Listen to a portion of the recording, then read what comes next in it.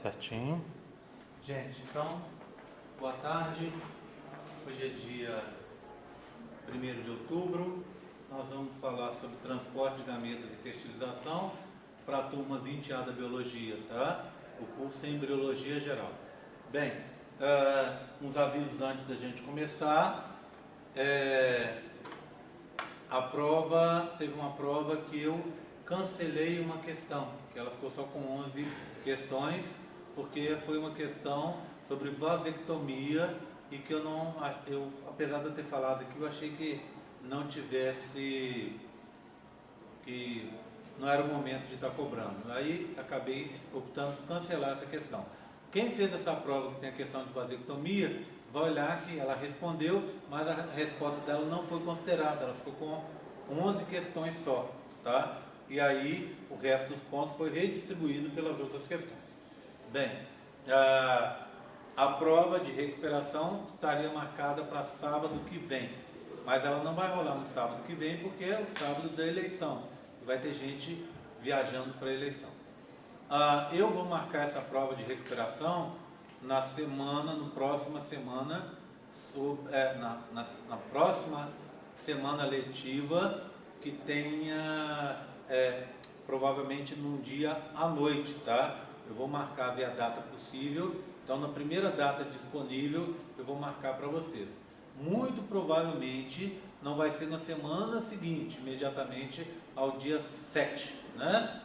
Porque vai ser a semana do saco cheio, aquela semana em que a gente não tem aulas aqui. Eu acho que no meu cronograma não estão marcado aulas na semana do saco cheio. Então, se não tiverem marcado aula, se eu não tiver marcado aulas no planejamento, então não vai ter a prova na semana do saco cheio. Combinado? Tá? É a semana do dia... Como é que é? É até sexta-feira 12, não é isso? Dia 8 a 12, 7 a 12, né? Como é que é? Confira para mim, por favor, as datas certinho. Então, se for essa semana do saco cheio, se não tiver marcado nada, então não vai ser. Então a prova sairia do sábado da eleição e vai para frente mais uma semana, e seria na semana seguinte, na primeira data que eu conseguir marcar. Para a prova, você precisa de fazer os esboços dos modelos, tá? Isso aí eu vou amanhã mandar para vocês uma comunicação pelo campus virtual, combinando a data, não só a data da prova, vou ver se eu consigo marcar com a Gisele, mas a data de entrega dos esboços. Só pode fazer a prova quem fizer o esboço, senão não tem jeito, tá? Então tem que vir aqui na monitoria, na presença das monitoras, pegar um daqueles desenhos, que a moça já fez, você pode colorir aqueles desenhos, ou só indicar as cores e as estruturas que estão nos desenhos, e para aqueles que ela não fez, não acredito que ela tenha feito todas, você vai ter que fazer o esboço mesmo das suas mãos. Combinado? Tá? O questionário dessa vez a gente não vai ter questionário, a gente vai fazer uma coisa diferente. Vai ter uma data, que eu vou combinar também, antes da prova, em que quem tiver de recuperação e quiser fazer a prova, vai ter uma aula extra. Como é que vai funcionar essa aula extra? Nessa aula extra, eu vou fazer uma revisão da matéria e vocês vão fazer um exercício. Quem fizer o exercício da aula extra vai poder fazer a prova. Tudo bem? Então a gente eu vou deixar combinado a data certinho para esse exercício, tá? Eu acredito que assim vai ser melhor. É melhor do que fazer questionário, é melhor do que ver um vídeo. Então você vai meter aqui ao vivo e a cores para a gente fazer uma revisão da matéria antes da prova, que vai ocorrer uns dias depois, tá? Então eu vou combinar tudo isso para obviamente, quem pode fazer isso, a gente está falando de pessoas que ficaram abaixo da média, tá? Oi. Mas essas atividades, elas não estão dentro daquelas atividades de 5 pontos, só para recuperação. É prova de recuperação, não é 5 pontos não, é prova de recuperação, tá? Vai te permitir, você fazendo os esboços e você fazendo a atividade, a vinda aqui, vai te permitir melhorar a sua nota se você perdeu média, tá? Ok? Então é para isso, porque a recuperação eu dou ao longo do período, eu não dou recuperação no final. Então a recuperação é dada ao longo do período. Então você tirou uma nota ruim na primeira prova, Agora você faz a recuperação dela, melhora a sua nota e bola para frente, tá? Ok? Combinado? Bem, então eu acho que eram esses os avisos. Alguém tem alguma dúvida a mais? Tá? Vou seguir então para frente, falando de transporte de gametas e fertilização. A primeira coisa que eu preciso conversar com vocês é sobre os atores que estão envolvidos, né? Então, transporte de gametas e fertilização, aqui estão as células que estão envolvidas. A primeira que eu queria mostrar para vocês é o folículo que vai ser ovocitado, né? Esse folículo a gente já conhece, então não preciso perder tempo com ele. Mas eu queria mostrar uma coisa importante para vocês aqui, ó. Aqui você tem o ovócito 2, que está parado na metáfase 2. Do lado de fora você tem a zona pelúcida, que está aqui. E daqui até lá fora, até lá embaixo, é a corona radiata. Cada pontinho desses aqui na corona radiata é uma célula. E cada espaço mais escuro aqui, ó, é um espaço que é formado por matriz extracelular. Então, se você olhar essa corona radiata, ela tem muitos espaços e as células que estão ali acompanhando o folículo, né, o ovócito 2 que foi ovocitado, essas células estão num arranjo mais ou menos frouxo. Então, é comum se perder essas células ao longo da tuba. Então, à medida que o folículo vai se deslocando da tuba em direção ao útero, essas células vão se soltando. Mas antes disso, se o espermatozoide quiser fecundar o ovócito 2, ele vai ter que atravessar a corona radiata, atravessar a zona pelúcida e aí sim conseguir fecundar o ovócito 2. O outro ator envolvido no processo é o espermatozoide, tá? O gameta masculino. Então, se você olhar um espermatozoide, você vai notar, deixa eu pegar um modelinho ali. Você vai notar que ele é uma célula bem diferente do padrão que a gente tem costume de ver para as nossas células. Primeiro, ele é uma célula com tamanho muito reduzido. Para vocês terem uma ideia, o volume total do espermatozoide é o volume de um núcleo celular.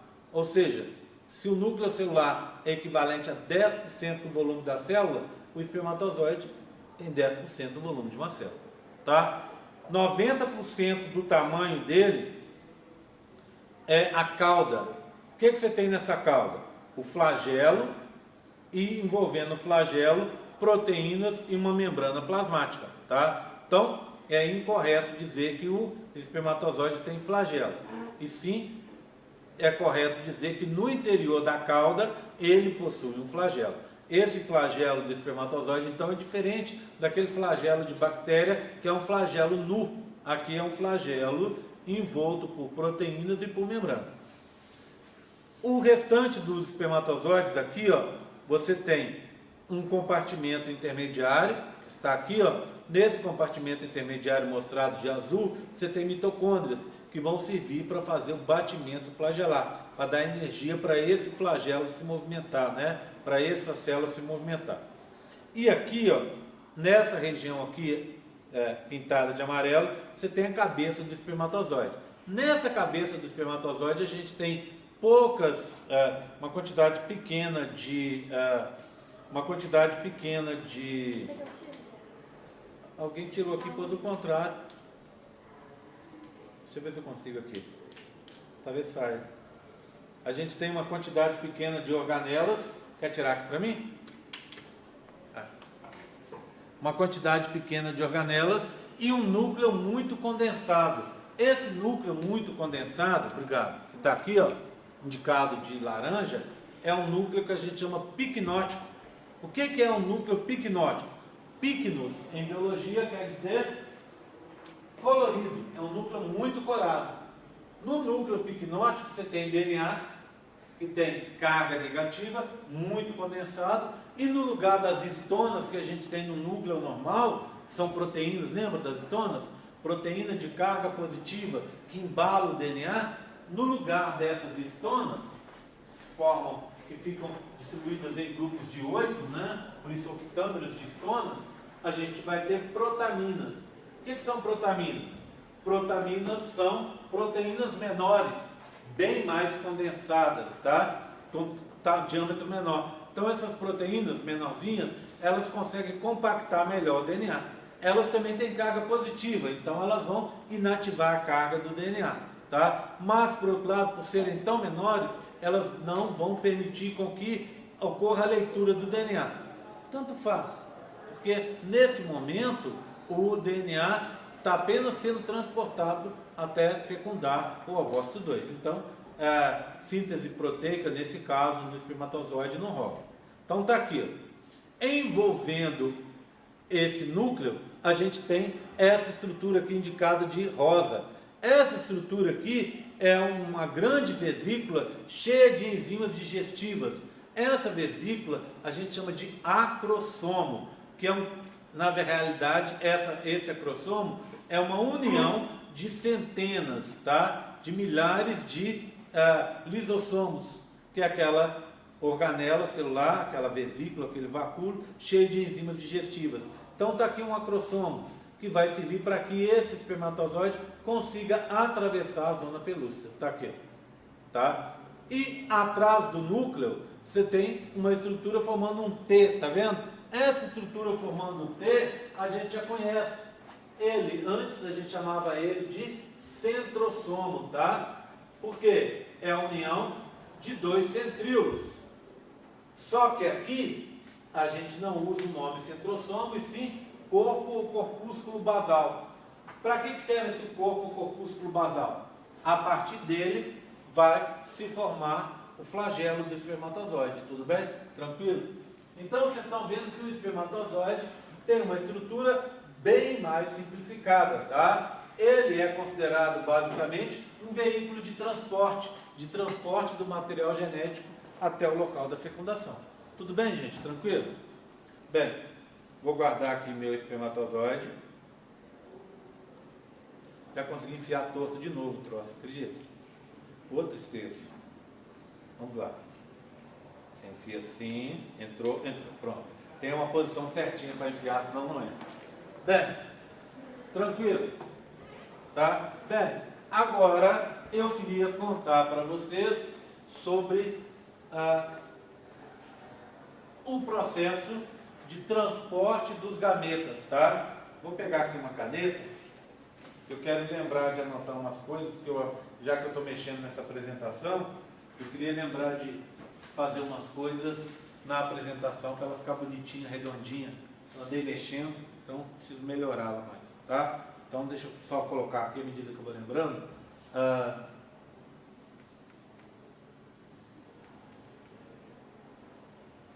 À medida que eu for vendo e for lembrando, vou anotar para não esquecer. Tudo bem então com essa estrutura aqui? Então vamos passar para o transporte de gametas propriamente dito, tá? Para falar do transporte de gametas, eu preciso lembrar o seguinte, que numa ejaculação, em média, o homem vai produzir 250 milhões de espermatozoides, né? Esses espermatozoides, eles vão o quê? Eles vão seguir para o interior do útero, certo? E vão ser perdidos em grande quantidade, tá? Essa perda enorme de espermatozoides, ela acaba não impactando o processo, porque você tem uma série de artifícios para superar esse problema, tá? O primeiro deles é aquele que eu falei na aula teórica, lembra? Você vai fazer um tampão, esse tampão de seminal, ele é um tampão que vai ser formado pela presença das proteínas seminogelina e PSA, tá? A presença desse tampão, ele vai evitar com que todos os espermatozoides entrem ao mesmo tempo. Então esses espermatozoides que vão entrar aos pouquinhos, eles vão o quê? Elevando o pH da vagina e do útero, que é baixo, que é em torno de 3,5, 4, ele vai sendo elevado para 6,8, 7,2, ou seja, tendendo à neutralidade, enquanto isso os espermatozoides conseguem entrar. Bem, como é que funciona a história? Você tem ali uma estrutura assim, ó. Deixa eu mostrar aqui para vocês. Você tem, só para a gente rever aquilo que a gente já conversou, tá? Então você vai ter um tampão formado por fibrina, tá? Como se fosse uma coagulação, não é isso? Coagulação de sangue. Você tem as seminogelinas que vai unir esses filamentos de fibrina, e o PSA, que é da próstata, não é isso? Ele fica solto, ele fica inativo. Depois, com o tempo, o zinco que estava sequestrado pela seminogelina, ele é liberado aos poucos e reativa o PSA. O que o PSA faz? Ele vem e começa a destruir a seminogelina. E ao destruir a seminogelina, o tampão se desfaz e os espermatozoides podem entrar para dentro da região do tampão mucoso cervical. Tá? Bem,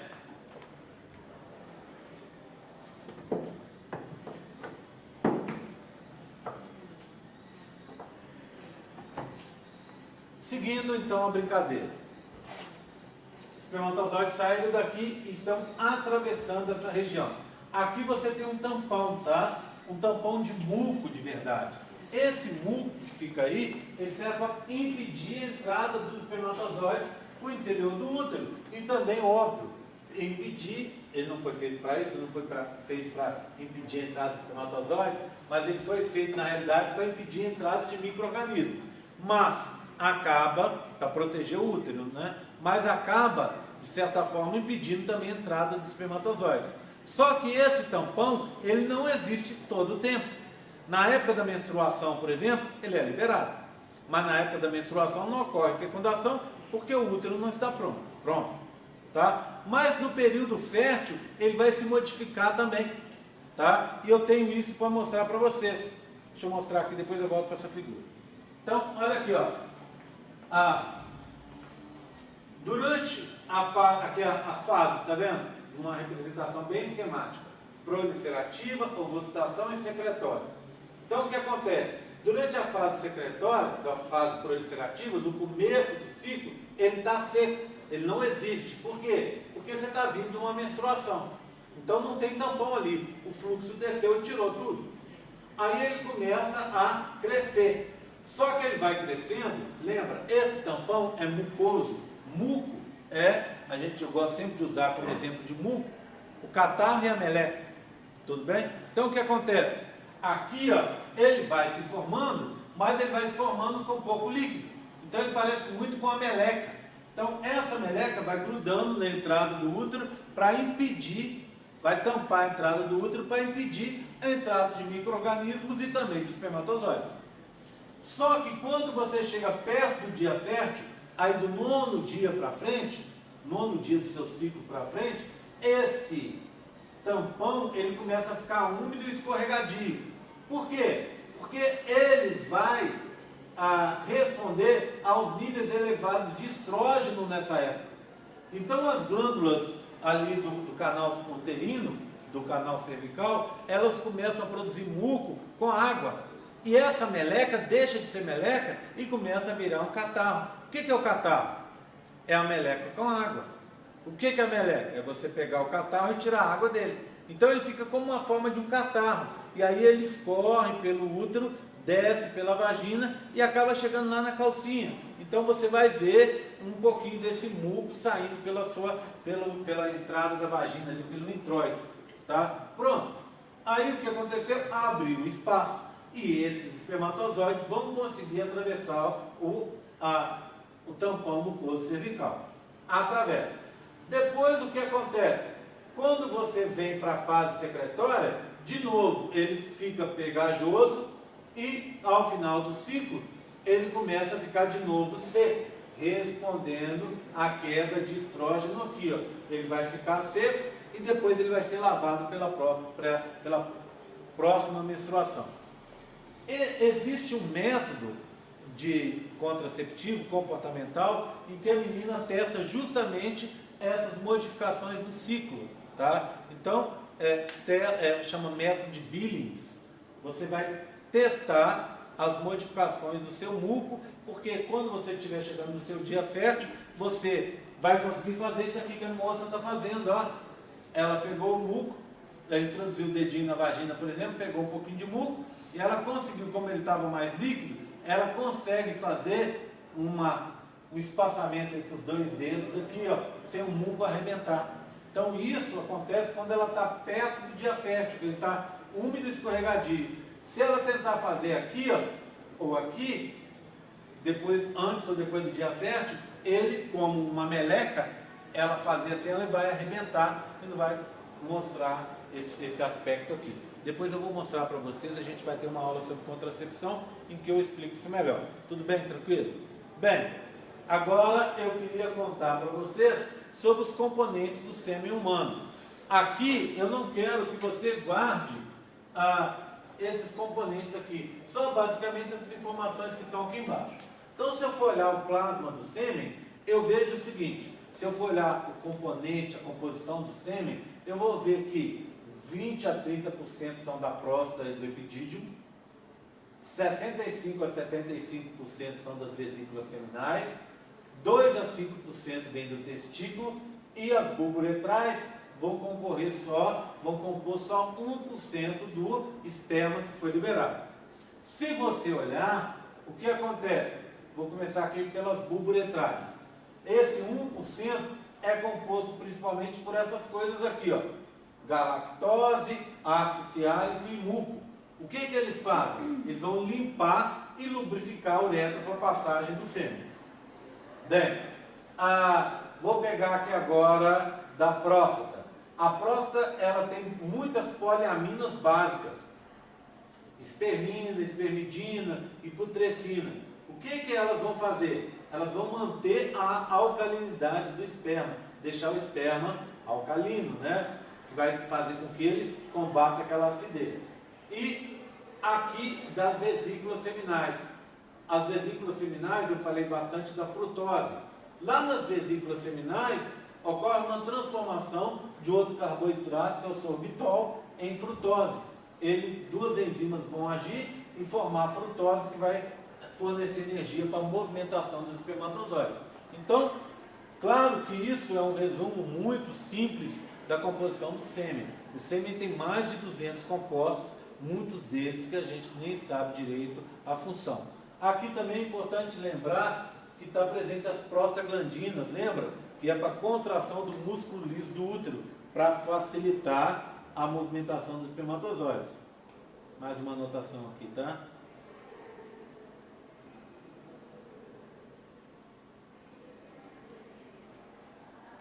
Só um segundinho aqui.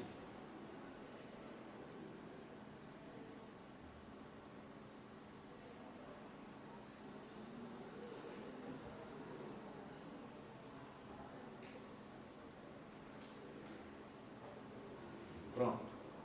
Ok? Tranquilo até agora? Posso seguir mais um pouco? Bem, outra coisa importante para a gente notar quando a gente está falando sobre o útero em si, a gente sempre pensa no útero nesse formato aqui, né? E nas tubas nesse formato, ou seja, totalmente aberto, tá vendo? Sem nada dentro. Isso não é verdade, porque na realidade o útero e as tubas têm muitas reentrâncias. Então, se eu pego, por exemplo, a região da ampola, lá onde vai acontecer a fecundação, olha o que eu observo: um monte de reentrâncias. Então, eu posso ter, por exemplo, vamos supor que o folículo que foi ovocitado ele seja desse tamanho aqui, ó. Ele pode estar aqui, pode estar aqui, pode estar ali, pode estar lá, tá vendo? Então, fica difícil para o espermatozoide encontrá-lo. Vamos tentar ver se a gente consegue ter uma ideia do tamanho do espermatozoide? Então, eu tenho uma ampola, o local onde acontece a fecundação aqui, ó, corte do tubo, tá vendo? Da tuba. Aqui está um espacinho, é um pedacinho dela para a gente poder ver. E aqui um pedacinho do pedacinho, né? Olha aqui. Se eu olhar aqui, eu vejo as células do epitélio do endométrio, está aqui, né? E aqui tecido conjuntivo, ou seja, do extrato funcional do endométrio. Vê bem, são células ciliadas, tá vendo? E se eu for olhar aqui, ó, aqui estaria o núcleo de uma célula, olha aqui. Se eu for fazer uma comparação, o espermatozoide seria o máximo do volume desse núcleo. Portanto, o espermatozoide é extremamente pequeno. Se eu colocasse um espermatozoide aqui, ele seria uma coisinha minúscula. E ficaria muito difícil para esse espermatozoide localizar o ovócito 2 para fazer a fecundação. Apesar disso, é importante lembrar que essa fecundação acontece.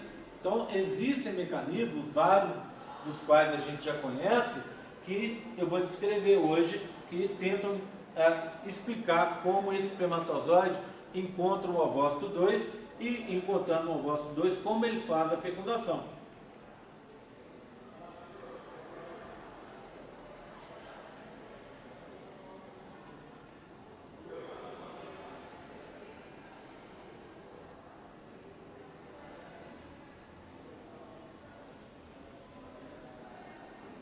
Certo? Tudo bem? Então vamos lá. Antes de seguir à frente, eu preciso mostrar uma outra coisa para vocês. Repara numa coisa. Essa aqui é a junção útero-tubária. Então ela é mais ou menos aqui, ó. Essa junção útero-tubária, bem aqui. O que acontece com essa junção útero-tubária, ou região intramural? Lembra que eu contei esse nome para vocês? Ela fica fechada. Oi? O quê? Eu achei que tinha mudado. É o mesmo nome, tá?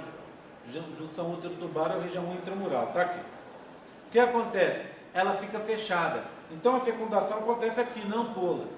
E aí vem o embrião que foi fecundado vindo para cá. Quando ele chega aqui, ele vai encontrar, até o quinto dia depois da fecundação, ele vai encontrar essa junção útero-tubária fechada aqui, ó. Por quê? Porque essa região responde aos níveis de progesterona. E você só agora produziu o corpo lúteo e o nível de progesterona ainda está pequeno. Para que serve essa progesterona? Progesterona serve para deixar o seu útero pronto para a gravidez. Então, se tem pouca progesterona, o útero ainda não está preparado para receber o bebê. Se ele não está preparado para receber o bebê, essa gravidez ainda não pode acontecer. Concorda comigo? E, por isso, não pode colocar o embrião lá para dentro. Tá? Então o embrião vai ter que esperar para conseguir fazer a fecundação. Ok? Tudo bem? E aí depois do quinto dia, aquela junção útero-tubária se abre e o embrião vai conseguir fazer a fecundação ali, vai conseguir fazer a implantação lá dentro. Já foi fecundado, vai conseguir fazer a implantação ou nidação. Tudo bem? Tranquilo? Tá? Posso seguir mais um pouco? Bem, outra coisa que a gente tem que considerar. Esse processo envolve uma distância muito grande para ser percorrida pelo espermatozoide. O que eu tenho ali? Eu tenho uma nave espacial, não é isso? A Discovery, que é um ônibus espacial. Esse ônibus espacial que, inclusive, eles saíram até de moda, né? Eles voltaram para os foguetes para fazer exploração do espaço, mas eu gosto sempre de colocar porque foi uma ideia boa e que talvez seja mais, não foi abandonada mais por custos, tá? Bem, isso aqui está para mostrar o seguinte, a ideia que se tinha na época, e que ainda se tem hoje com modificação, para você explorar o universo, é você ter naves assim, igual esse ônibus espacial. Segundo pesquisas, para você chegar em Marte, com a tecnologia que a gente tem hoje, você teria que percorrer os 56 milhões de quilômetros daqui em Marte, você teria que fazer esse caminho segundo o que a gente tem hoje, em 250 dias. Ou seja, 250 dias de viagem para percorrer esses 56 milhões de quilômetros. Tá? E ida, né? Mais 250 dias para voltar. Ou seja, uma ida e, óbvio, o retorno de Marte gastariam 500 dias, quase 2 anos. Tá? Eu estou mostrando isso aqui porque quando você olha o caminho percorrido pelos espermatozoides, desde lá da sua formação nos tubos seminíferos, até passando pelo pênis, seguindo lá, passando pelo útero, até chegar na ampola, onde vai acontecer a fecundação, se a gente pegar um espermatozoide que é tão pequeno, colocasse esse espermatozoide do tamanho de um ônibus espacial, 56 metros, igual vocês viram, a distância percorrida pelo espermatozoide até chegar ao local da fecundação é equivalente à distância percorrida pelo ônibus espacial para ir e voltar de Marte. Então é uma distância enorme para uma célula tão pequena e desprotegida. Mas olha que bacana.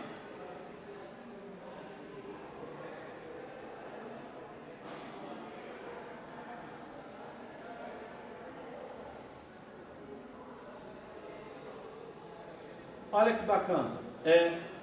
Essa distância, que é equivalente, né, e que é tão grande, ela é percorrida pelos espermatozoides em poucos minutos. Para você ter uma ideia, imediatamente depois que os espermatozoides são colocados no fundo da vagina, imediatamente, algumas horas depois, às vezes para alguns autores até alguns minutos depois, você já encontra espermatozoides na ampola. Então eu peguei aqui uma indicação aqui, até uma indicação conservadora, dizendo que você 3 horas depois já tem espermatozoides na região da ampola. Vê bem, eu estou falando de um transporte que é longo e que é perigoso, mas que já resulta em células presentes no local necessário 3 horas depois de sua chegada ali no trato genital feminino. Então o negócio funciona muito bem, tá? Só que, engraçado, as células que vão lá e que chegam lá nesse espaço tão curto de tempo, essas células não fecundam, esses espermatozoides não fecundam. Porque um palpite que as pessoas têm é que os espermatozoides chegam muito cedo, esses espermatozoides, e encontram os ovócitos 2 ainda despreparados. Os espermatozoides que chegam atrasados, aqueles que vão levar alguns dias num ritmo lento, apesar que, se você pensar bem, não é tão lento assim, ó, são 3 milímetros por hora, é bastante para uma célula tão pequena, tá? Mas por algum motivo eles demoram mais no meio do caminho, eles vão levar alguns dias. Esses também não fecundam. Quem vai fecundar são os espermatozoides, que não são muito rápidos nem muito lentos, tá? Esses que vão ter a capacidade de fecundar. E para fecundar, eles vão usar os mecanismos de transporte. Os principais são esses dois aqui, ó, o batimento ciliar e os movimentos musculares do endométrio. E espermatozoides, apesar da gente sempre ouvir falar isso, espermatozoides não usam o batimento da cauda, o batimento flagelar, para eles se deslocarem no interior do útero. Eles só vão usar o batimento flagelar na hora de atravessar a corona radiata. Aí sim o batimento flagelar é eficiente. Antes disso, não. Então, esses movimentos que são tão eficientes se devem principalmente à contração do útero e à movimentação dos cílios daquele epitélio do endométrio que vocês viram. Bem, outra coisa, esses espermatozoides vão ter em média 80 horas de vida dentro do trato genital feminino. 80 horas, tempo médio.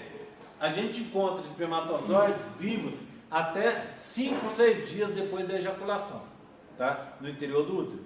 Mas eles são uma minoria. Em média, a maioria dos espermatozoides vai durar 72 horas, 80 horas. Ou seja, 3 dias e 1/3. Tá? Depois disso, eles perdem a viabilidade. Bem, já o gameta feminino, o ovócito 2, ele dura só 24 horas. Então, depois que você ovocitou, por exemplo, se você estiver ovocitando agora, às 4h30 da tarde, esse seu gameta feminino, o ovócito 2, vai durar até amanhã, às 4h30. Então, você só tem essa pequena janela de 24 horas por ciclo para você ser fecundada ou não, tá? E aí, seriam 12 ocasiões ao longo do ano. 12 dias só, 12 dias certos. Se eu estou pensando, arredondando aí, para uma média de um ciclo por mês, tá? Bem, é pouco, né? E a gente está vendo que o negócio é difícil, é muito cheio de percalços.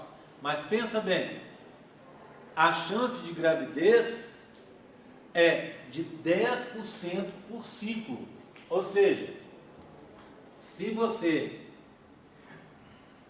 tiver relações sexuais desprotegidas e frequentes, você vai ter uma chance de 10% por ciclo. Ao final do ano, você vai estar provavelmente grávida. Por quê? porque 10% é bastante. Em outras palavras, significa que, apesar de todas as dificuldades, o negócio dá certo, ele evoluiu para dar certo, tá? Bem, outra coisa que a gente tem que considerar, que a maioria dos meninos tem uma proporção elevada, bastante elevada, de espermatozoides com anormalidades. Esses espermatozoides, a maioria dessas anormalidades, só para você ter uma ideia, então espermatozoide normal. Aqui estão espermatozoides anormais, tá vendo? Cabeça grande demais, cabeça pequena, duas cabeças, duas caudas, cabeça deformada, compartimento intermediário deformado e tal. Então, o que acontece? Na maioria desses espermatozoides, ocorreu um problema ali na espermiogênese, na transformação de espermátides em espermatozoide. E isso faz com que esses espermatozoides de cá não sejam viáveis.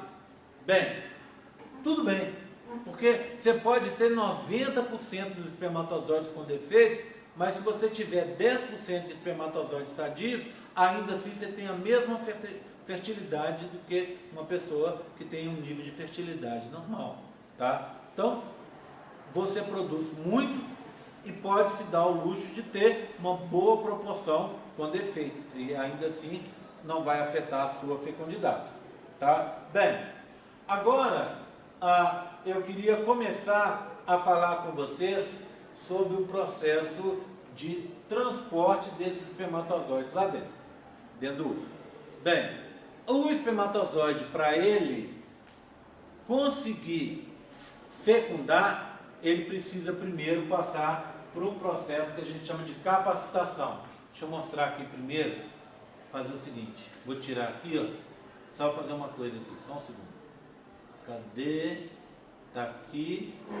Esse eu vou tirar para cá e jogar aqui, tá? Pronto. Resolveu. Bem, então, a primeira coisa que o espermatozoide tem para conseguir fecundar, para conseguir fertilizar, é se capacitar. O que é capacitação? São alterações bioquímicas que acontecem a nível da membrana plasmática do espermatozoide. O que vai acontecer com essa capacitação? O espermatozoide vai sofrer essas alterações e, sofrendo essas alterações, que eu vou mostrar agora, ele vai conseguir fecundar. Então, vê bem, ó, como é que seria uma capacitação? Tá? Ele é um processo uterino, acontece no interior do útero, e ele vai envolver alterações da membrana plasmática do espermatozoide. Como assim? Então, vê bem, até chegar ali, o espermatozoide sofreu uma maturação no interior do epidídimo. Está aqui, primeiro processo que ele está sujeito. Depois ele entra no útero, vai ser ejaculado, entrou no útero, e você vai alterar as estruturas da membrana dele, da membrana plasmática dele. Bem, é um processo bioquímico complexo que a gente ainda não conhece inteiramente. Mas tudo bem, para a gente aqui só interessa o seguinte, que é um processo bioquímico que acontece na membrana plasmática do espermatozoide e que envolve a molécula de colesterol. Se você guardar isso, para mim estou satisfeito, tá? Processo bioquímico envolve a molécula de colesterol da membrana plasmática do espermatozoide e vai capacitar o espermatozoide para conseguir fecundar o ovócito 2. Bem, agora ocorre uma outra coisa, o processo que a gente chama de hiperativação, também no interior do útero. O que acontece nesse processo de hiperativação? Os espermatozoides vão alterar o seu movimento. E aí eu preciso contar uma história. Começar assim. Já ouviram falar de um exame que chama espermograma? O que é o espermograma? Você vai no laboratório, eles vão te dar um potinho e você vai ficar 6 dias sem se masturbar e sem ter relação sexual, para você concentrar um número maior de espermatozoides. Depois disso, você vai se masturbar, vai vai pegar aquele conteúdo que você coletou no potinho e levar para o laboratório. Lá no laboratório eles vão pegar esse esperma, vão medir o volume para ver se quantidade está boa, tá? E vão ver, analisar sob o microscópio as características dos espermatozoides. Eles vão ver quantos têm anomalias morfológicas, igual vocês viram, tentar quantificar essas anomalias e também tentar quantificar a movimentação dos espermatozoides. O que interessa para os caras nesse momento? Os espermatozoides que estão em movimento retilíneo, indo para frente, tá? É só esses que são os bons. Espermatozoides que estão parados estão com defeito. Espermatozoides que estão com movimento meio aleatório, assim, também estão com defeito, tá? Bem, tudo bem. Aí vai te dar uma proporção de espermatozoides e dizer assim, olha, o fulano de tal tem 22% dos espermatozoides com boa movimentação. 10% já era suficiente. Já lembra? 25%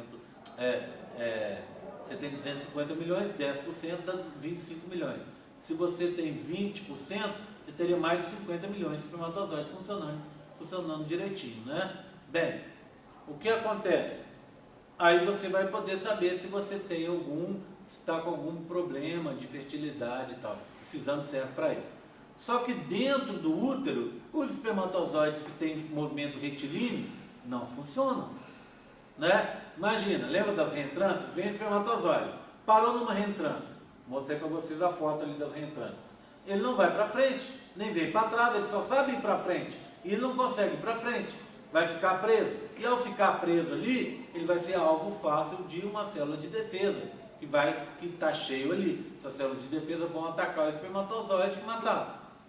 Então, dentro do útero, esse espermatozoide tem que ser capaz de fazer movimentos aleatórios, aparentemente aleatórios. E foi estudando esses movimentos que as pessoas compreenderam um pouco mais como o espermatozoide consegue achar o ovócito 2. Vê bem, até um tempo atrás, eles achavam o seguinte, que a gente produzia tantos espermatozoides, porque a maioria, você tinha metade dos espermatozoides que ia para uma tuba, a tuba certa, e a outra metade que ia para a tuba errada. Então ali você já perdia metade dos espermatozoides. Eles foram estudar melhor e descobriram que isso é mentira, não é isso que acontece não. Os espermatozoides que vão para a tuba errada são espermatozoides com defeito. Então a maioria dos espermatozoides consegue achar o ovócito 2.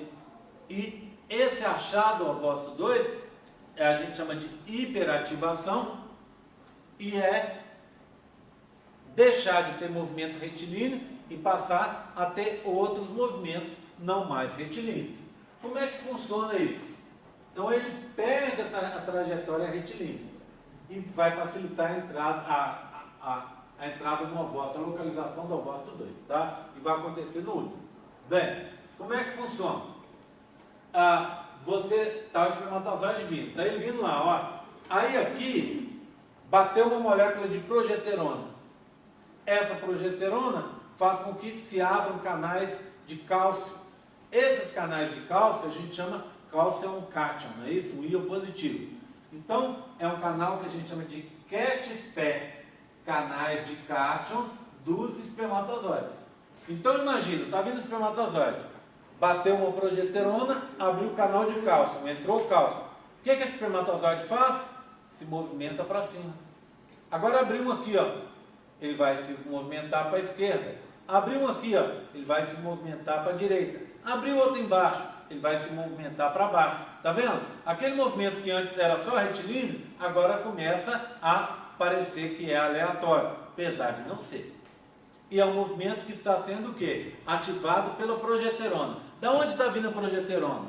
Do corpo lúteo. Da onde está o corpo lúteo? Perto da tuba onde foi liberado o ovócito 2, aonde está o ovócito 2. Então, por isso o espermatozoide consegue achar com mais facilidade o ovócito 2, por causa da abertura desses canais de CAT-SPE. Eu estava contando para os meninos, vou falar de novo aqui, que isso só resolve parte do enigma, não é? Tudo bem, o espermatozoide assim acha a tuba certa, mas como é que ele acha o ovócito 2? Porque dentro da tuba são muitas reentrâncias. Então, só agora que a gente está conhecendo, tem algumas propostas aí de substâncias que são liberadas pelo próprio ovócito 2, pelo folículo ovocitado e que vão dentro da tuba certa indicar para o espermatozoide exatamente em que local está o ovócito 2 que ele precisa fecundar. Tudo bem? Tá? Então, esse processo a gente chama de hiperativação e ocorre pela presença de progesterona.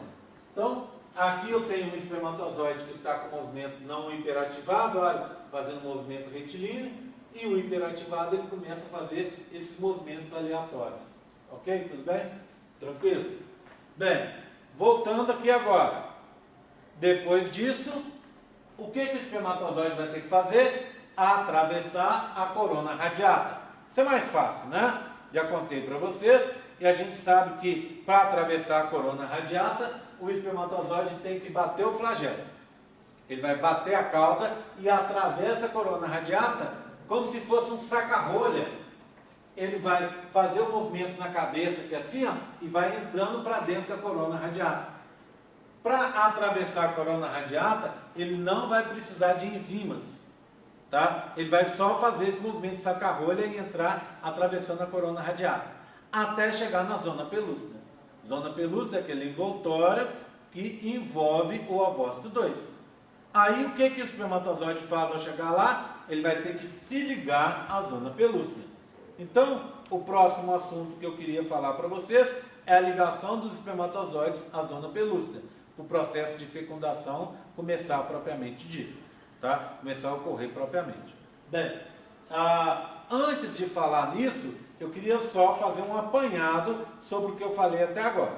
Vê bem, eu contei para vocês que os espermatozoides têm uma vida muito dura, não é isso? Muito complicada. A distância é muito longa, lembra o exemplo da nave espacial. O tempo é restrito, já que o espermatozoide só dura 80 horas. O ambiente é inóspito, com acidez elevada, na vagina e no útero, e cheio de células fagocitárias. E também um ambiente complexo, cheio de reentrâncias e com a barreira mucocervical. Além disso, a orientação possui sinais químicos pouco evidentes. O que a gente sabe hoje é que a progesterona está ajudando. Mas lembra, a progesterona não vem do ovócito 2. Progesterona vem do corpo lúteo, que não está exatamente na posição do ovócito 2.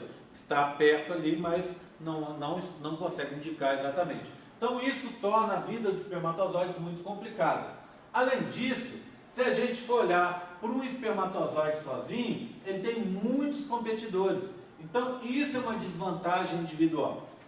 Vê bem, se eu pegar um espermatozoide daqueles 250 milhões e fizer a seguinte pergunta: qual é a chance de você, espermatozoide, fecundar?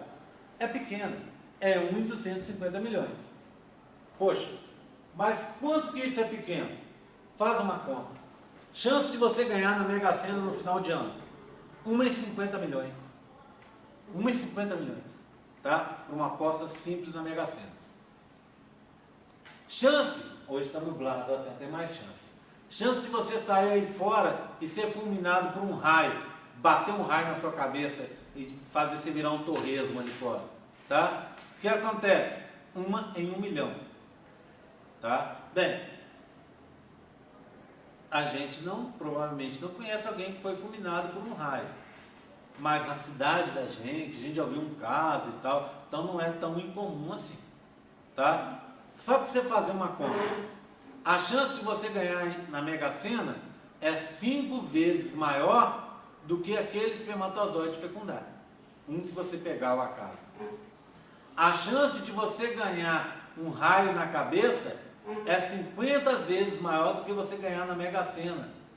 Então você tem mais chance de morrer fulminado por um raio do que ganhar na Mega Sena. Olha só, tá? Agora, a chance de uma pessoa com a idade de vocês, assim novinhas, ter um filho com síndrome de Down, sabe quanto é? 1 em 1000. Ou seja, se você vai considerar o raio, é 1000 vezes maior. Então você tem 1000 vezes mais chance de ter um filho com síndrome de Down na idade de vocês do que ser fulminado por um raio. Outra chance, última. Qual é a chance de você ter um filho com síndrome de Down com 40 anos? 1 em 20. Ou seja, a cada 20 nascimentos de mulheres de 40 anos, em média, uma tem uma criança com síndrome de Down. Chance altíssima, 50 vezes maior do que agora na idade de vocês. Ou seja, não tenha filho com 40 anos, né? Porque a chance é muito maior de você ter filhos com problemas. Mas não é 100%, concorda comigo? Tá? É 1 em 20. Então, é você pegar o 100, dividir por 20, não é isso? Oi. Não, é que eu queria saber assim, que biologicamente falando, a melhor idade para ter um filho é nessa faixa de 25 a 30? Depende. Depende muito. Tá? A melhor idade para você ter um filho é durante seu período, sua idade reprodutiva, concorda comigo? Quando você vai chegando perto do final da idade reprodutiva, a chance, ou no começo dela, as chances ficam mais complicadas, tá? Então, assim, quando você vai chegando perto da menopausa, seu ciclo vai sofrendo muitas alterações. E como você fica com o ovócito 2 parado muito tempo naquele dictiótipo, não lembra disso? A chance de ocorrer um erro aí é muito maior, tá? Então não deve, você pode, mas pode ter filho com essa idade? Pode, tem gente que tem filho mais velho até, né? Acima dos 40, mas a chance é grande de ter problemas. Eu falei de síndrome de Down, que é mais comum, mas todas as outras anomalias, assim, todas as outras síndromes, aumentam a sua chance. Então, é bom evitar, tá? De ter filho tão velha, né? Homens não tem esse problema. Homens, na realidade, se o cara, à medida que ele vai ficando mais velho, se os espermatozoides vão ficando com mais defeito, ou seja, produzindo mais e mais espermatozoides com defeito, a chance de fecundar dele vai ficando cada vez menor, tá? A fertilidade vai diminuindo, e não a chance de você ter um espermatozoide com defeito que vai fecundar, porque tem essa tal de corrida de espermatozoides que elimina os espermatozoides fracos e com defeitos. Então, assim, é assim que acontece, tá? Então, não existe uma época, né? Mas, quanto mais cedo, considerando que você já tem o seu ciclo consolidado, porque se você fosse pensar cedo, você fala, então, assim que eu tenho a menarca, era melhor ter um filho assim, que eu tivesse a menarca lá com 12 anos, como minha avó teve, tá? minha bisavó teve e tal. Não é tão vantajoso assim, porque aí você ainda está se desenvolvendo. Mas assim que você entrou na idade adulta, sim. Tá? Agora, obviamente que durante a faculdade não é o melhor momento, né? Ok? Tudo bem, tranquilo? Posso seguir? Bem, agora, vê bem. Então a chance com o espermatozoide é pequena, um espermatozoide individual. É uma desvantagem individual. Mas como você tem muitos competidores, é uma vantagem para o grupo. Por isso que você tem tantos espermatozoides. Porque alguém vai fecundar. E aí vai ter aquela chance que eu estava contando para vocês, que é aquela outra chance de probabilidade que eu contei no começo da aula, de uma chance de 10%, ou seja, 1 em 10% de chance em cada ciclo, se você tiver relações sexuais frequentes. Se você tem pelo menos uma relação sexual dia sim, dia não, desprotegida, você vai ter sempre espermatozoides viáveis no interior do seu útero.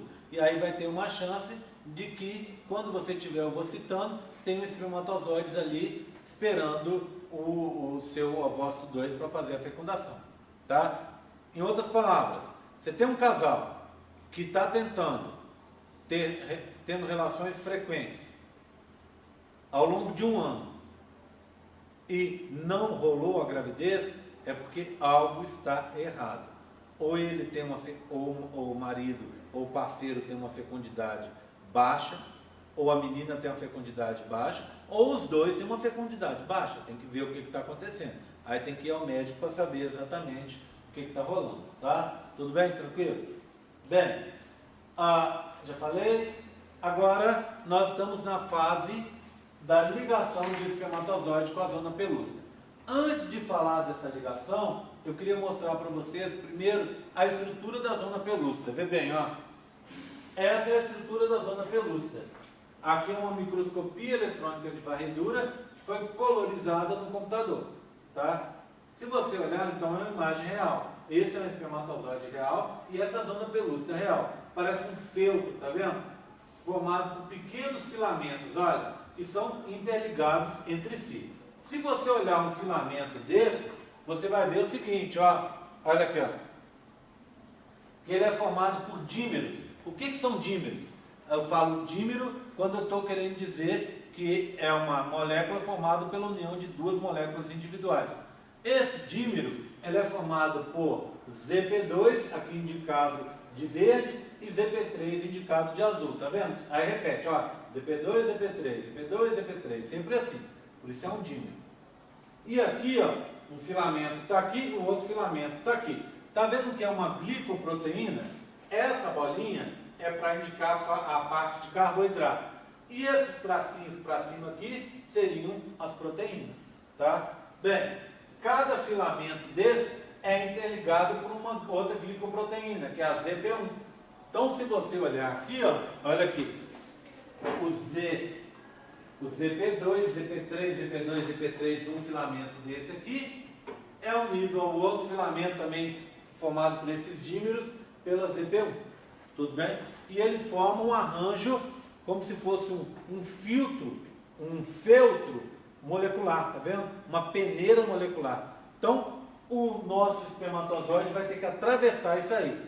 Para atravessar isso aí, ele vai ter que se ligar ao ZP3, isso a gente já sabe, e depois se liga ao ZP2 e vai arrebentar aquele acrossomo liberando as enzimas, tá vendo? Essas enzimas vão fazer um buraco e ele vai conseguir atravessar a zona pelúcida. Bem, só que antes de falar disso, eu queria falar sobre um experimento, tá? Bem, só deixar claro uma coisa. Tudo que eu mostro aqui e que eu dou a ênfase que eu vou dar como nessa parte do experimento é uma coisa que eu considero importante que eu vou cobrar na prova, tá bom? Então significa que existe uma grande chance de uma questão sobre isso cair na sua prova. Por isso preste atenção, tá? Eu quero agora contar para vocês como é feito um experimento. Vê bem, quem faz estágio aqui? Você faz estágio? Você trabalha com quem? Com a Carla. O que você... É microbiologia? Ecologia. Ecologia?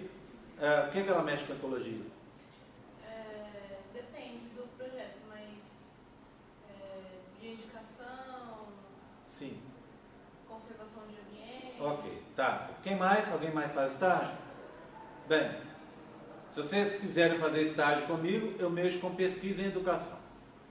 Tá? Se vocês quiserem fazer um estágio, por exemplo, com o pessoal da fisiologia, com o Luciano, por exemplo, o Luciano, lá do meu departamento, ele mexe com diabetes, obesidade e diabetes. Se vocês quiserem trabalhar com o Antônio, lá da biologia, ele mexe também com pesquisa em educação. Se você quiser trabalhar com o Pompeu mexe com ictiologia, com peixes. Tá? E assim por diante. Eu estou contando para vocês porque, independente de onde vocês queiram trabalhar, com o que vocês quiserem mexer, todo o experimento científico é igual. Ele tem características similares. E isso muitas vezes a gente não pensa, por exemplo, vem vocês mexendo com bioindicadores e eu mexendo com pesquisa em educação. Você fala, não tem nada a ver uma coisa com a outra. Mas tem. Tudo isso tem o mesmo padrão de ser. E como é que funciona a história? Você faz um monte de pesquisas, eu faço, outra pessoa faz, outra pessoa faz, outra pessoa faz, aí fica uma coisa mais ou menos assentada. Acredita-se que aquilo é a realidade. O negócio, as causas são essas e as consequências são essas. Aí você vai e faz, leva essa informação para os livros. Então, quando você está lendo um livro, ou quando o professor, seja qualquer professor, esteja aqui na frente contando uma coisa para vocês, ele está contando de um processo que começou há muito tempo atrás e que tem um contínuo, que talvez daqui a 10 anos, quando ele for, daqui a 5, daqui a 1 ano, daqui a 6 meses, quando ele for dar aula, já vai ter mudado.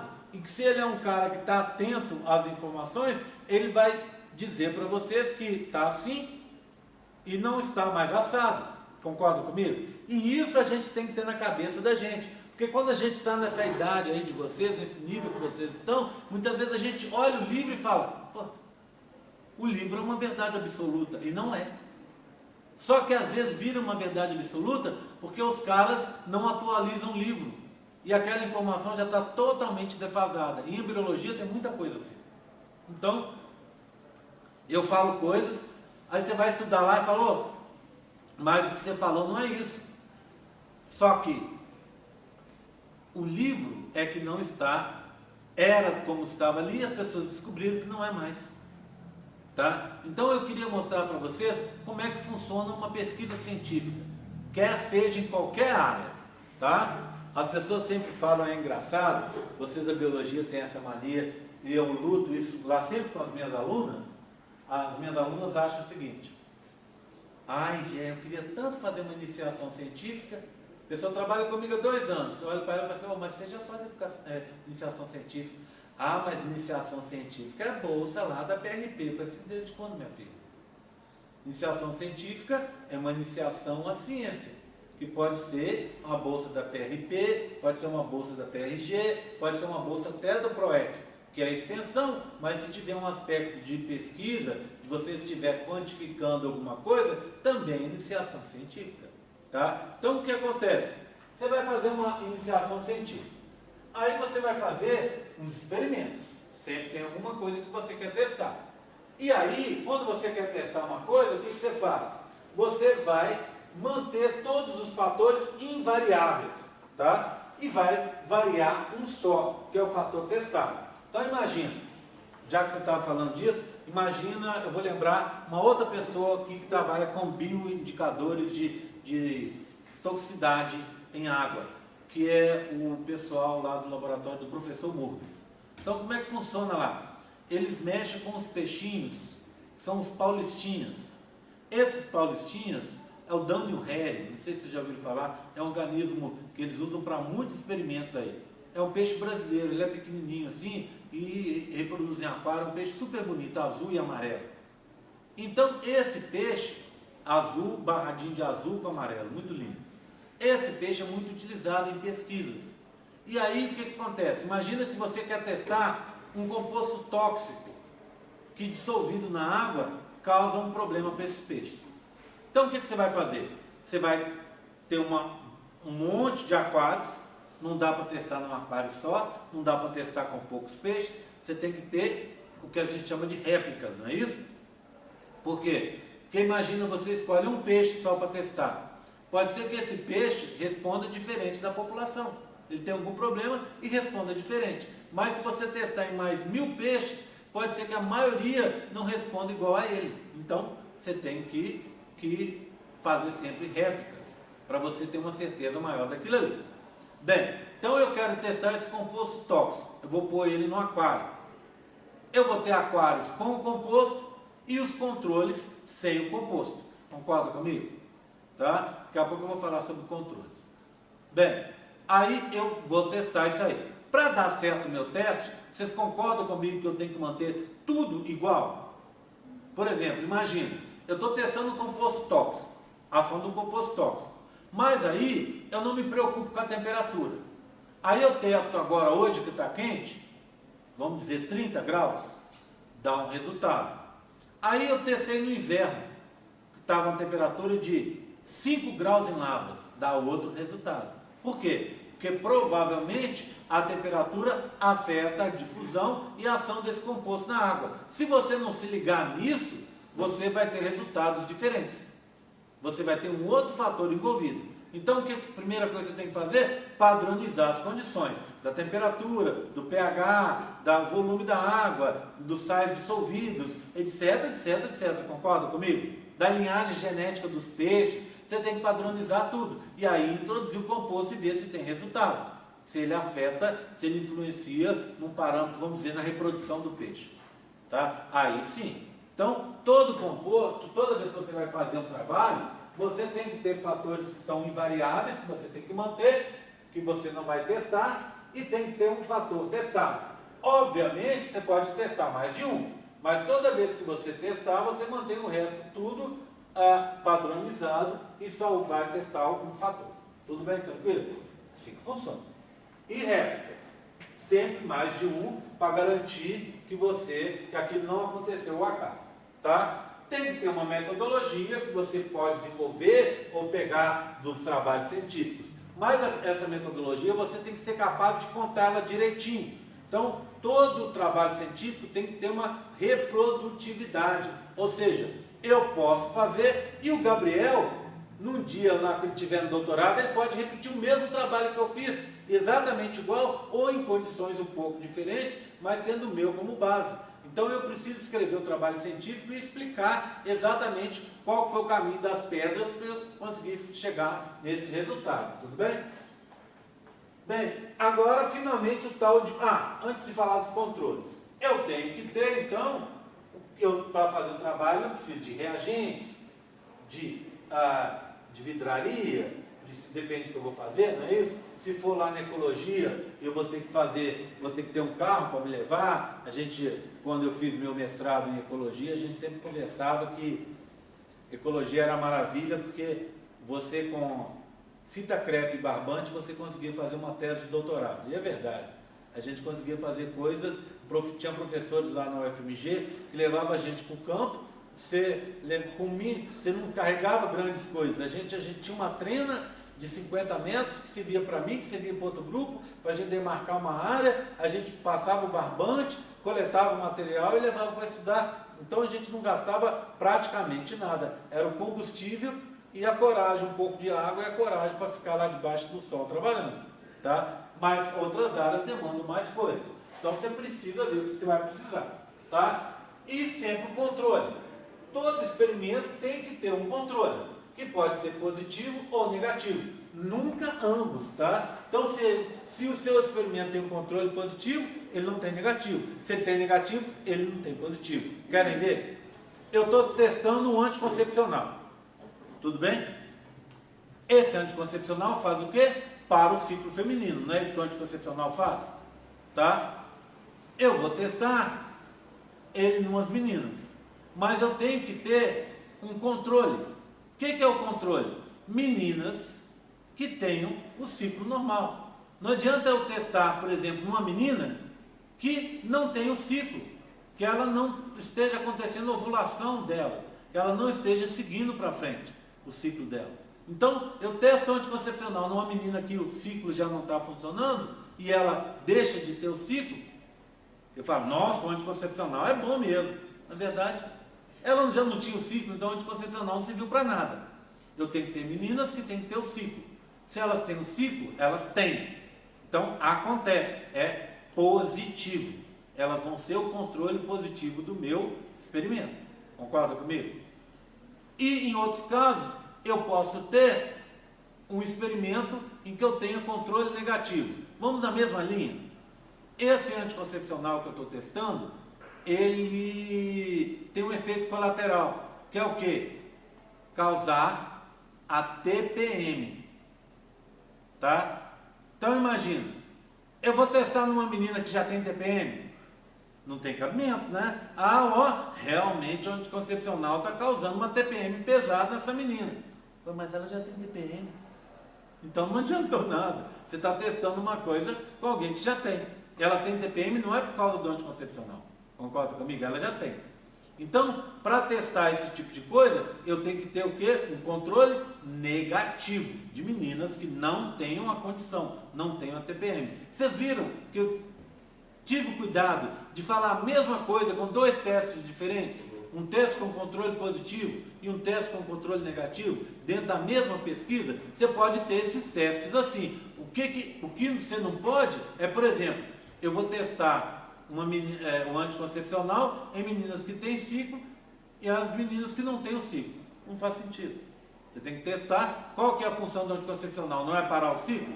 Então ele vai interromper, ele vai afetar o ciclo. Então você vai ter meninas que têm o ciclo, controle positivo. Meninas que não têm, não tem razão de testar. Do mesmo jeito, o anticoncepcional causa como efeito colateral a TPM. Se você, então eu vou usar para testar meninas que tenham TPM e meninas que não tenham TPM. Ué, ele causa TPM. Você já vai pegar meninas que têm TPM? Não tem sentido. Só se você estiver testando se esse anticoncepcional aumenta a TPM. Aí é outra história. Tudo bem? Entenderam?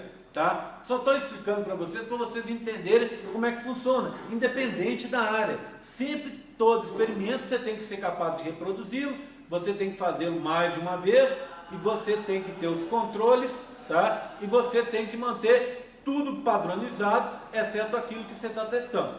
Bem, dito isso, vamos brincar de fazer um experimento? Aqui, ó. Para fazer esse experimento, eu vou precisar de doadores de espermatozoide. Pode ser um menino só, até melhor, mas eu posso pegar de vários meninos. Se eu pegar de doadores diferentes, para eu manter as condições iguais, eu misturo, tá vendo? Eu pego de um doador A, com doador B, com doador C, misturo tudo num pool, num conjunto, e uso aqueles espermatozoides, tá? Porque pode ser que do doador A não comporte igual ao doador B. Por isso que eu disse para vocês que às vezes é melhor um doador só. Tá? Mas, se você quer testar uma coisa numa quantidade maior e quer testar uma coisa da população e tal, pode ser que você pegou o doador A que não funciona como B, não funciona como C. Por isso que às vezes a gente faz esse pool, tá? Tudo bem? E eu vou fazer amostras desse espermatozoide de 100 microlitros. Quando eu pegar e misturar e pegar 100 microlitros, vão vir naquele sêmen uma amostra com, vamos dizer assim, sei lá, 20 mil espermatozoides em 100 microlitros. Tá? Estou chutando um número qualquer. E eu vou precisar de doadoras de ovócitos 2. Tá? Na verdade, eu estou falando ovócitos 2, mas é o folículo ovocitado. Então, vem o ovócito 2, vem a zona pelúcida e vem também a corona radiata. Tá? O que eu vou fazer? Eu vou pegar amostras de 10 ovócitos 2 para cada teste que eu for fazer, tá bom? 10. Por quê? Porque o ovócito 2 tem uma quantidade bem menor, tá? E vou precisar também, para esse experimento, de componentes da zona pelúcida, ou, como eles chamam, de equivalentes da zona pelúcida. O que é isso? É o ZP1, o ZP2 e o ZP3. Como é que eu consigo isso? Eu pego os folículos doados, faço procedimentos lá no laboratório que eu vou conseguir isolar o ZP1 do ZP2 e do ZP3 em amostras diferentes, tá? Aí, depois disso tudo montado, eu vou montar o meu experimento, tá? Tudo bem? Tranquilo? Como é que eu vou montar o experimento? Vou fazer assim, ó, olha. Primeira coisa, eu vou precisar de um controle positivo, que está aqui, ó, tá? Controle positivo. Como é que é esse controle? Eu vou colocar numa plaquinha 100 microlitros de espermatozoides, daria os 20 mil que eu contei para vocês, e mais 10 ovócitos 2. Quando eu faço isso, eu vou considerar que eu vou ter o quê? Esse número que decide, né? Eu vou ter 10 fecundações. Concorda? Se as condições estiverem ocorrendo direitinho, vou ter 10 fecundações. E vou ter 10 embriões, não é? Só que eu não vou mexer com fecundação nem com embrião. Por quê? Porque para fecundar precisa de mais coisas. Pode ser que o espermatozoide esteja se ligando ao ovócito 2, que é o que me interessa. Na verdade, me interessa a ligação do espermatozoide à zona pelúcida, mas não esteja fecundando, por outro motivo. Então, para tratar só do fator testado, que é a ligação do espermatozoide à zona pelúcida, que esse é o motivo do experimento, eu vou avaliar só essa ligação. Como assim? Eu posso, por exemplo, injetar nos espermatozoides, ou colocar nos espermatozoides no meio de cultura, em que eles recebam substâncias que emitam luz quando o espermatozoide se liga à zona pelúcida. Quando acontece a ligação, ele emite luz e eu consigo ver que tem uma ligação. Ou posso, por exemplo, usar um anticorpo para indicar espermatozoides ligados à zona pelúcida. Posso fazer essas mais de outras formas diferentes, inclusive. Tudo bem? Então, eu não vou mexer com fecundação. e 5 ligações de espermatozoides no ovócito 2. Então, na hora que eu colocar, eu vou ter o quê? Os 10 ovócitos 2 tendo espermatozoides ligados assim. Tudo bem? Então, é isso que eu espero que aconteça na hora que eu fizer cada experimento. Isso aqui é o que eu chamo de controle positivo do meu experimento, tá? Esse é o meu controle positivo. Bem, então eu monto o controle positivo. Eu não faço um só. Vamos dizer que eu faça 10 plaquinhas assim, tá? E aqui, ó, são as minhas manipulações experimentais. Como é que eu faço a manipulação? Exatamente igual ao controle no começo. Olha, mesma quantidade de espermatozoides, mesma quantidade de ovócitos 2. E eu vou dizer que eu vou repetir isso aqui 10 vezes, tá? Aqui também, ó, mesma quantidade. Aqui também, mesma quantidade, tá vendo? Tá? Então até aqui tá igual. Agora nas manipulações, o que eu vou pôr? Ó, concentrações crescentes de ZP1 num grupo. Concentrações crescentes de ZP2 em outro grupo. Concentrações crescentes de ZP3 em outro grupo. Então, na verdade, eu vou fazer 10 vezes 1 microlitro de ZP1. Vou fazer 10 vezes 2 microlitros de ZP1. Vou fazer 10 vezes 3 microlitros de ZP1 e assim sucessivamente, tá vendo? Por isso que eu tenho que ter um monte de material para conseguir fazer isso tudo, senão eu não consigo fazer. E aí fica meio sem sentido. Entenderam? Então, tá? Então, aqui estão as manipulações, ó. Concentrações crescentes em um grupo de ZP1, em outro grupo de ZP2, em outro grupo de ZP3. Esses 5 a gente vai esperar, que eu vou mostrar no final. Bem, agora eu vou mostrar para vocês uma outra coisa que o biólogo odeia: gráfico, tabela, estatística. Olha, vou contar para vocês uma coisa. Biólogo que entende de matemática, de estatística, que está disposto a aprender, o cara tem muito mais futuro que a maioria.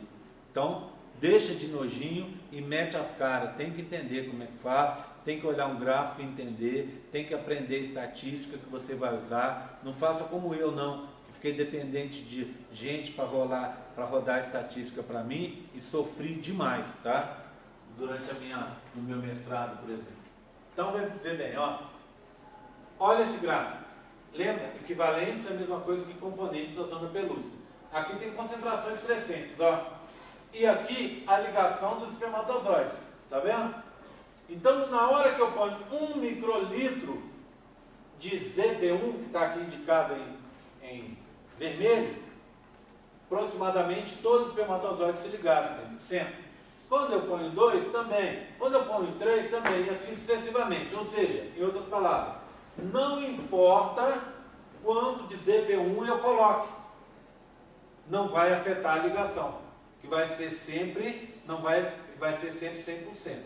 Então, o ZP1 não afeta em nada. A mesma coisa o ZP2, ó.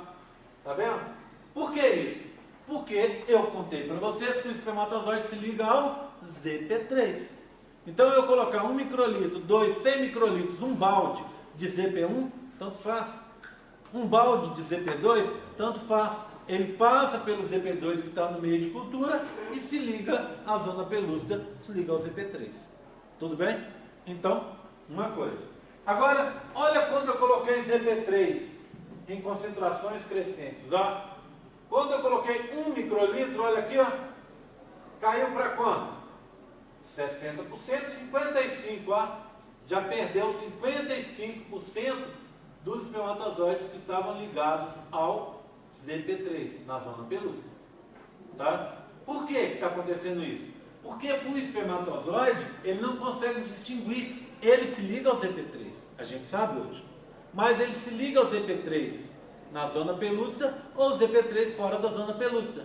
Então, quanto mais ZP3 é colocado lá de fora, no meio de cultura, ele se liga ao ZP3 errado e não vai se ligar ao ZP3 certo. E não se ligando ao ZP3 certo, ele vai afetar a ligação dos espermatozoides e, no final das contas, vai afetar a fecundação, né? E vai afetar a formação dos embriões, andando mais para frente com isso. Concorda comigo?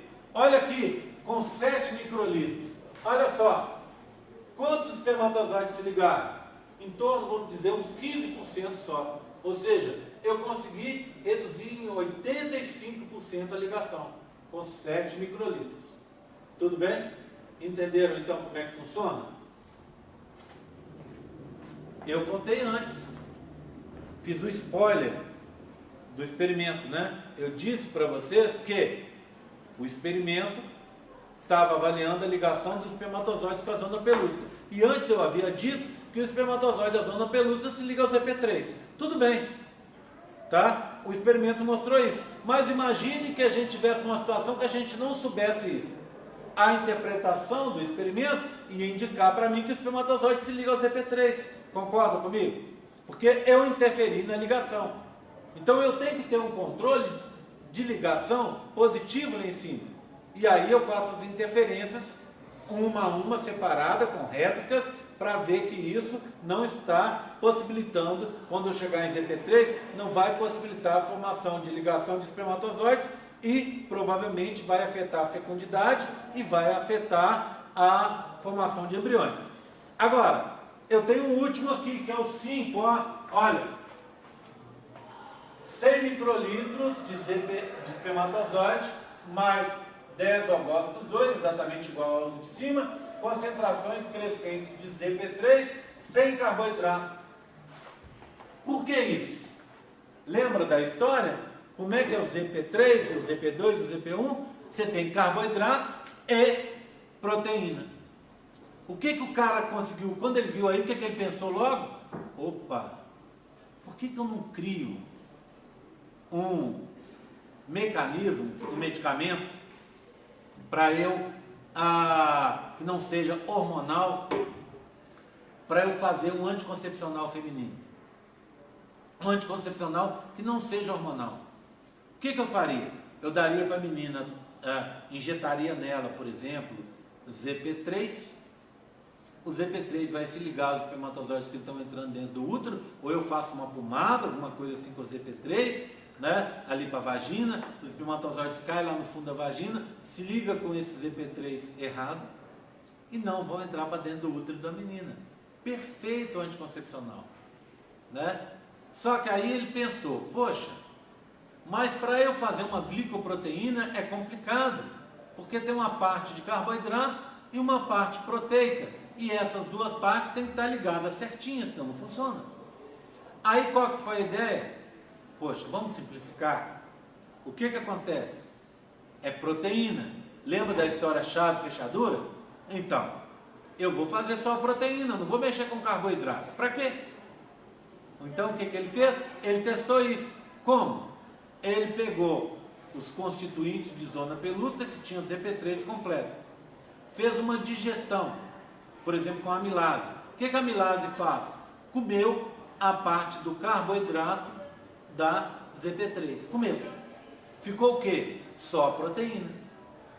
Qual que era a ideia dele? Se a proteína funcionar, eu vou colocar na bactéria, a bactéria vai produzir essa proteína e eu posso fazer uma pomada que a menina passe na vagina, por exemplo, e pronto, não vai ficar grávida.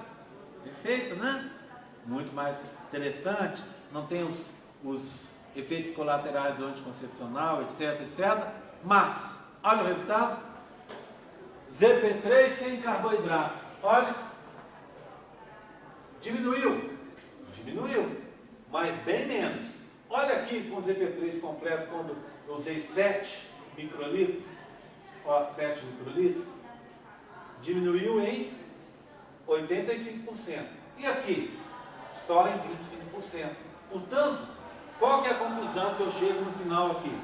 Eu usar o ZP3 completo, dá, mas é muito caro para fazer. Eu usar o ZP3 só com a proteína, é barato para fazer, mas não resolve. Então, bobagem mexer com isso. É melhor eu continuar investindo no anticoncepcional hormonal. Por quê? Porque ele é muito barato. E a chance de erro dele, se bem tomado, etc., está abaixo de 1%. Então, se você tem 100 meninas que estão tomando o anticoncepcional direitinho e tal, você vai ter menos de uma que vai ficar grávida, né? Tudo tem falha, óbvio, nada é perfeito, mas ele é extremamente seguro, não é? Vocês estão o quê? Algumas de vocês já tomam anticoncepcional há anos e não estão grávidas, né? Você conhece tias, parentes, amigas, etc. Você lê por aí e sabe que isso é mais exceção do que realidade. Então é um processo extremamente seguro. E aqui, o que eu mostrei para vocês com isso aqui? Mostrei para vocês que é possível você fazer coisas para testar, você fazer experimentos. E esses experimentos, quando eles estão numa fase já bem assentada, eles viram teorias que vão parar nos livros. E isso que a gente tem que entender. Só que, por exemplo, eu posso depois fazer um outro experimento, e outra pessoa faz, e outra pessoa faz, e outra pessoa faz, e descobre que a história não é bem assim. Por exemplo, sabe o que eles descobriram? Olha só, mas que não afeta isso aqui, esses resultados, que o espermatozoide se liga a ZP3, depois de se ligar a ZP3, ele se liga a ZP2. E aí ele fecunda. Mas ele só consegue se ligar a ZP2 depois que ligar o ZP3. Então, o processo limitante para a ocorrência da ligação do espermatozoide para a zona pelúcida continua sendo a ligação com a ZP3, está vendo? Mas isso são coisas que a gente vai descobrindo ao longo do tempo, tá? Tudo bem, entenderam? Conseguem explicar um gráfico assim, se eu mostrar para vocês na prova? Tem que entender, tá?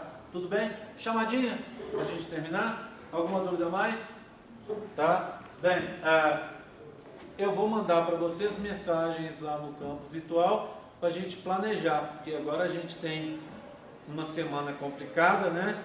Tem votação e depois tem a semana do saco cheio, tá? Eu vou dar uma olhada como é que tá lá. Se eu não marquei no campo, se eu não marquei lá no SIG aula, então a semana do saco cheio não tem aula minha, tá? Tem que dar uma olhada como é que tá lá. Não me lembro como é que eu marquei.